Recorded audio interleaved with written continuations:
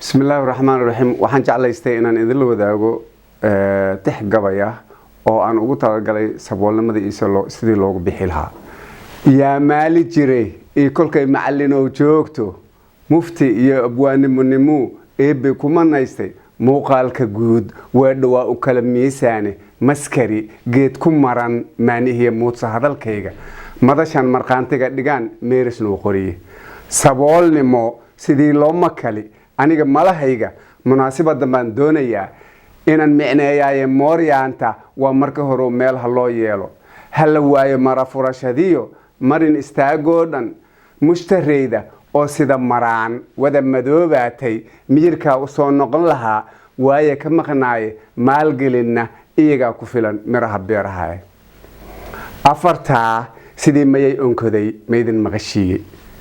mahigaan sidiisi miyaan idinku maansheeyay afar kalena waa sida macluul meel isaga reebno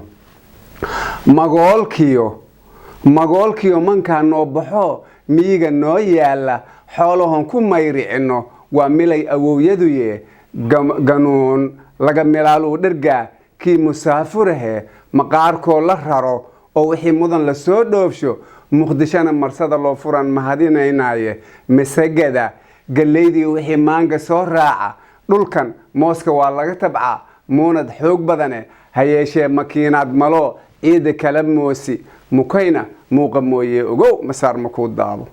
moogow malay guratada dad ugu maan weyne waa niman maqaawir ahoo reer magaalo ahe mintid bay hayaan iyo adduun maamulkii kore maraakiibta noo muuqatay mayalka haayaane maabkiyo cilmiga loo dhigay marinka yeesheene muruq maal run weeyaan ninkii badda muqurtow manfac iyo macaadiin kalaba mowlahaasiine maageerka laamiga qofkii muran la soo taagan een maraqa moolkaa ku jira maskax ku soo saaran moorada masaakiinta buu meelka gelayaaye misilkaasba maantaan nahon midigta taagnaaye soomaaliyey wada mashquul magac ma noo yaale